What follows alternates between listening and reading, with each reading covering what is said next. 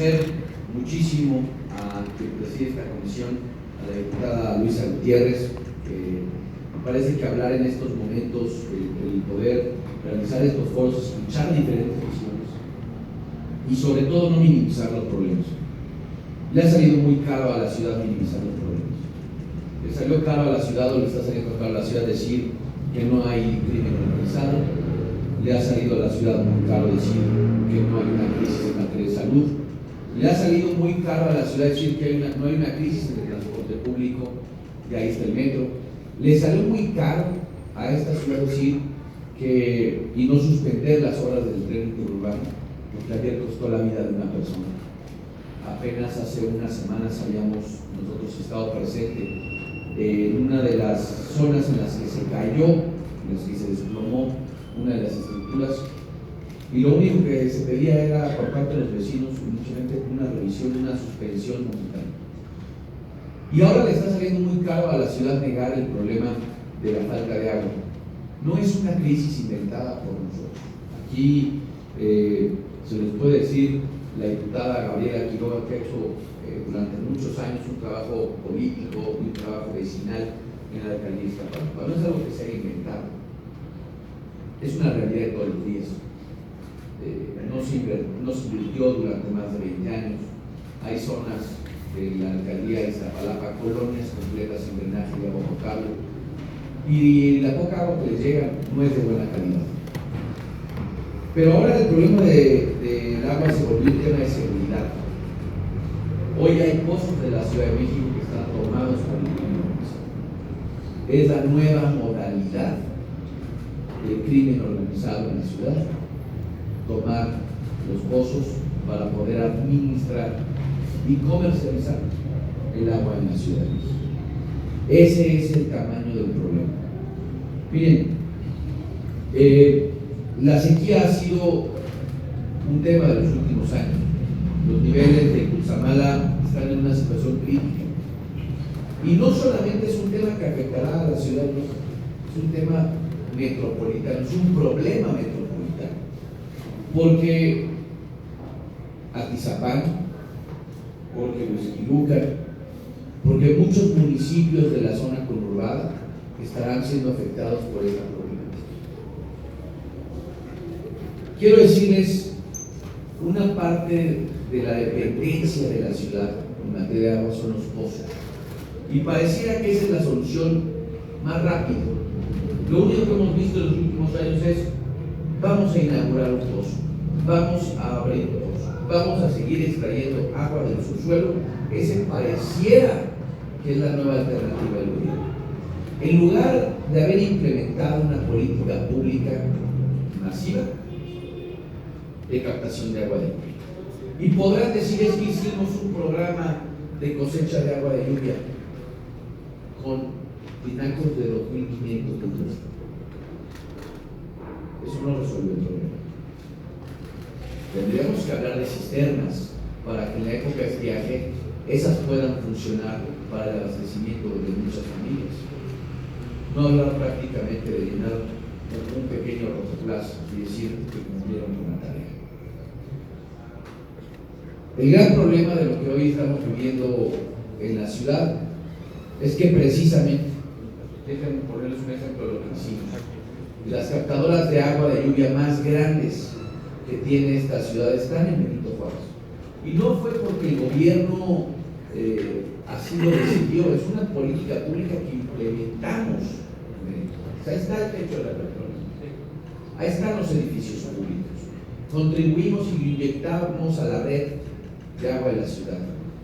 Esa misma agua llegó a muchas casas. ¿Por qué? Porque precisamente es una de las políticas públicas más ambiciosas que debiéramos constituir. Pero déjenme decirles otra tragedia en materia. Somos prácticamente la ciudad que tenemos una vez, solamente ocupamos una vez el agua en la ciudad. No hay un planteamiento, no hay una política, no hubo una sola inversión para tratar el agua que ocupamos en la ciudad. En muchos otros países, un litro de agua es tratado hasta 7 veces Todo el agua que consumimos en la ciudad, todo el agua que utilizamos en la ciudad, se la aventamos al estado de Hidalgo.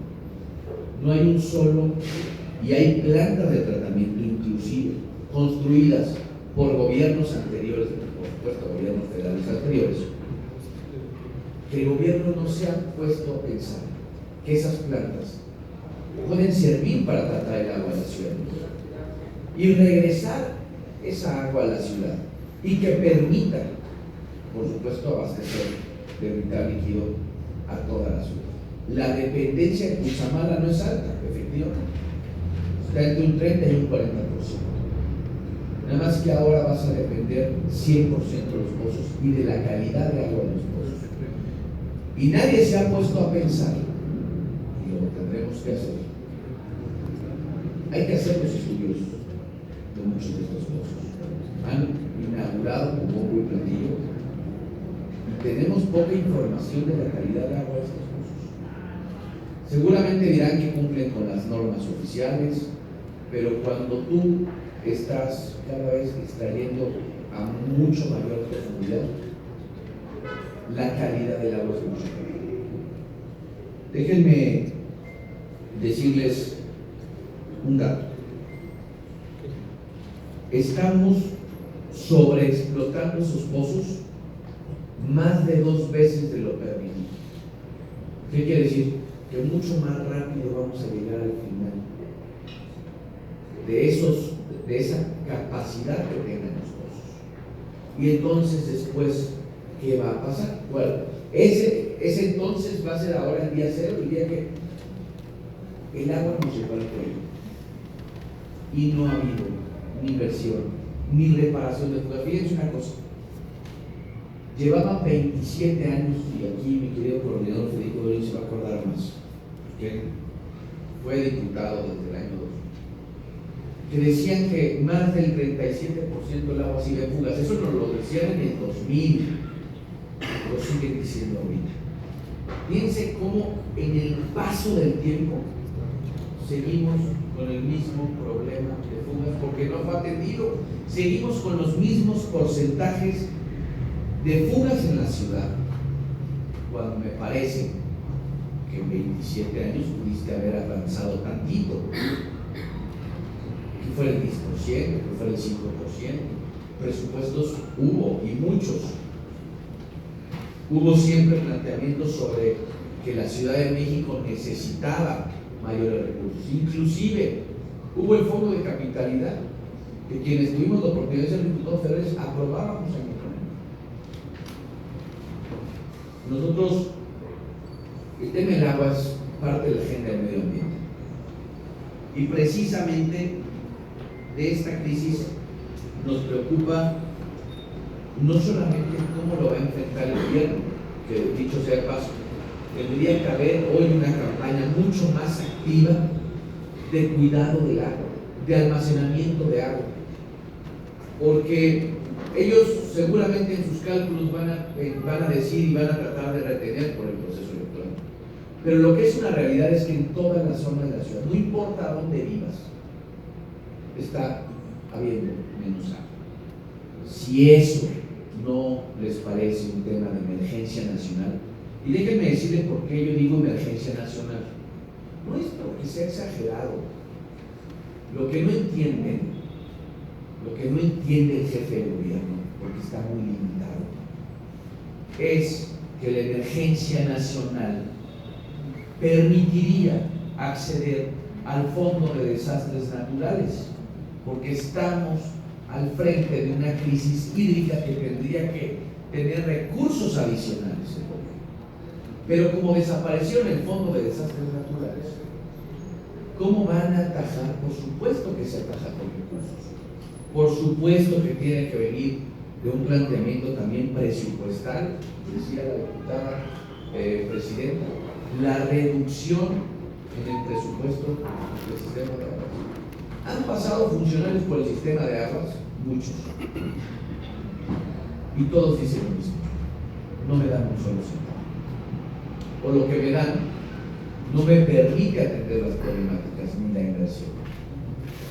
Por eso me parece que el diagnóstico es mucho más complejo y mucho más complicado del que el gobierno quiere minimizar. Y yo este planteamiento lo hago porque en 27 años ni una sola planta de tratamiento. Hay experiencias internacionales en donde en ciudades con una población muy parecida a la Ciudad de México existen más de 13 o 14 plantas de tratamiento. Y pongo el ejemplo que la semana pasada estuvimos ahí visitando una de ellas en Estados Unidos, en Nueva York. 14 plantas de tratamiento de agua, ubicadas en distintas posiciones, con una población muy similar, con una demanda de agua muy similar, porque a veces dicen, no, es que ustedes comparan, no. Nosotros comparamos con ciudades que tienen problemáticas parecidas. Y el problema es que tú no tienes tratamiento de agua limpia, tú no tienes captación de agua limpia, pues entonces tus fuentes, ¿cuáles son? ¿Cómo vas a abonar precisamente, salvo lo único que hemos venido haciendo en los últimos años? Sacar de pozos, depender de Cutzamala. Cutzamala se acabó. Este año va a dejar de dar metros cúbicos a las ciudades. Y entonces, ahora de ese 60 o 70% se va a volver un 100% la dependencia de los pozos. Y si ya están sobreexplotados, los vamos a llevar al límite. Y eso es lo que la ciudad tiene que prever y tiene que atender de manera inmediata: el tratamiento de agua y la captación de agua lluvia. Fíjense, les voy a dar un dato. En la Ciudad de México llueven 6.500 millones de metros cúbicos al año. ¿Saben cuánto necesita la Ciudad de México con todo el industria, con todo el agua que utilizamos todos los estamos aquí, para que nos bañamos, vamos a hablar? 2.500 millones de metros cúbicos. Es decir, si agarráramos el 30, el 40% de esa agua que cae en las zonas, captáramos ese 30-40%, prácticamente la ciudad estaría siendo sostenible en ese sentido. Se estaría autososteniendo en términos de agua. Ni un solo metro cúbico. Yo quiero ver ya la temporada de lluvias. Todos lo sacamos, porque aparte no hacen otras cosas, no hacen desasolve, en fin, colapsa la ciudad y ni una jarra de agua se reutiliza. Y eso por supuesto que tiene que ser un planteamiento, porque dicho sea de paso, por supuesto que el agua es un tema social. Y miren, estos que dicen defender siempre a quienes menos tienen, ¿saben quién gasta más en agua? ¿Quién los menos tiene? Porque la pipa es más cara, porque el garrafón, porque la botella. Es un tema social, es un tema de desigualdad. El piso no está parejo, porque en la Ciudad de México quienes menos tienen que gastar una parte de sus ingresos en tener agua, independientemente de la boleta. Es un gasto adicional en la economía de la gente. ¿Quieren hablar de realmente primero los pobres? Vamos a darles agua, porque durante 27 años se les negaron. Y eso es uno de los planteamientos que tenemos, y es una de las deudas que tenemos históricas con quienes menos tienen esta ciudad. Porque se los puede decir la diputada Quiroga, los gastos, las necesidades, el cómo tienen a la gente amenazada, precisamente para quienes les dan y para quienes no les dan agua, para quienes les cobran o les cobran la media pipa. Es prácticamente terrorismo lo que hacen en muchas colonias de esta ciudad, particularmente en Oriente, porque esa gente hace todo por tener un poco de agua. Y les voy a decir otro dato que es terrible. Hay niñas y niños en esta ciudad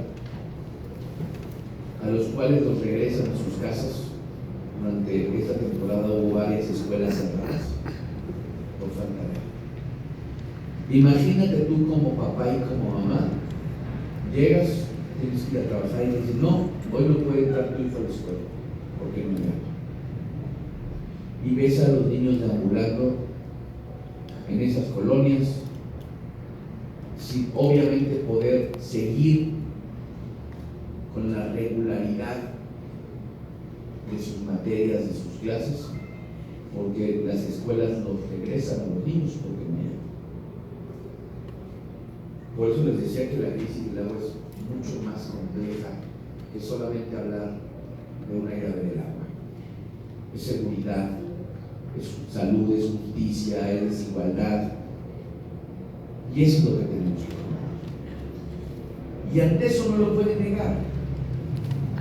Porque no serán las escuelas, los hospitales, las colonias, no son parte de ese complot, no son parte de esa oposición que quiere desestabilizar el gobierno, no. Es la realidad. Y por eso doy estos datos. Los proyectos y el fideicomiso 1928 lo cancelaron con las plantas de tratamiento desde hace muchos años. No hay hoy un programa metropolitano para atender las necesidades que vamos, o los retos que vamos a enfrentar los próximos años. Con plantas de tratamiento que existen hoy, no hay una sola acción del gobierno para llevar a cabo eso. Un poco se los decía, aquí hay pues algunos diseños esenciales: masificar la captación de agua de lluvia, hábitos de consumo, coordinación, porque el gobierno es tan ineficiente y tan irresponsable, el gobierno nacional, que inclusive quiere aventar el problema de las alcaldías, cuando esa es una responsabilidad exclusiva. Lo que sí hace es que cierra las válvulas para generar crisis política. Le ha cerrado las válvulas a Álvaro Obregón, le ha cerrado las válvulas a Benito Juárez, le ha cerrado las válvulas a Miguel Hidalgo, porque ellos lo que buscan es echar a los vecinos a pelear. Esa es la historia del jefe de gobierno. Ese es, desde que vendía leche contaminada, así se ha manejado. Por supuesto que es una estrategia, pero lo que no puede es seguir escondiendo un elefante en el cuarto. Por supuesto que les pongo un ejemplo. Este programa de guardabosques, prácticamente presupuestos cero, dan muchas veces $1 millón al año. La mitad se ve en nómina y la mitad para atender, por ejemplo, las plagas en un bosque en la Ciudad de México, en Tepeico. Pero que no sean los servidores de la nación. Para eso sí hay presupuesto.